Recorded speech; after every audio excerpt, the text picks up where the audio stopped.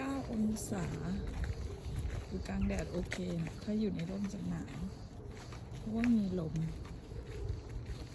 แต่ว่าพาวินแบบว่างองแงก็เลยต้องพาออกมาข้างนอกเพื่อเบี่ยงเบนความสนใจเพราะอยู่ในบ้านแล้วแบบหงุดหงิดอะไรของเขาก็ไม่รู้ซนดื้อพูดไม่เชื่อต้องพาออกข้างนอกปลดปล่อยพลัง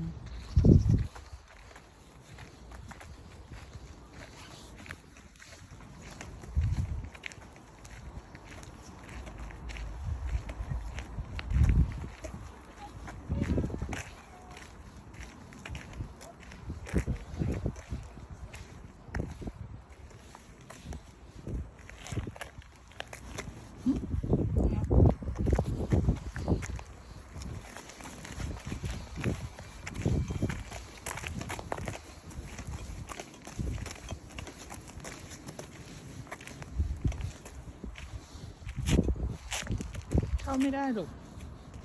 ไปเล่นไม่ได้หรอก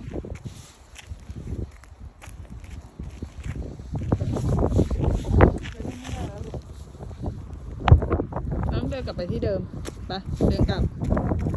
อุ้ยหนาวอุ้ยหนาวไปเดินไปเดินไปพาวินไปไหนอ่ะพาวินจะไปไหนอ่ะเล่นไม่ได้แล้วลูกตรงนี้ไปเดินพาวินเดินไปงู้นไปเดินกลับไปเดินกลับไปหนาวแล้วลูกไหนมีมูกป่ะหรอไปโรงเรียนมา3 วันมีมูกอีกแล้วอุ้ยหนาวไปเดินไปงู้นไปเดินไปงู้นไปเล่นไม่ได้แล้วลูกตรงเนี้ยไปเล่นไม่ได้แล้วไม่มีแล้วมาเล่นตรงนี้ไปดูโชคโอ้ไปดูโชคหนุนโชคอ้าวโชคเดินไปดูโชคตรงนู้น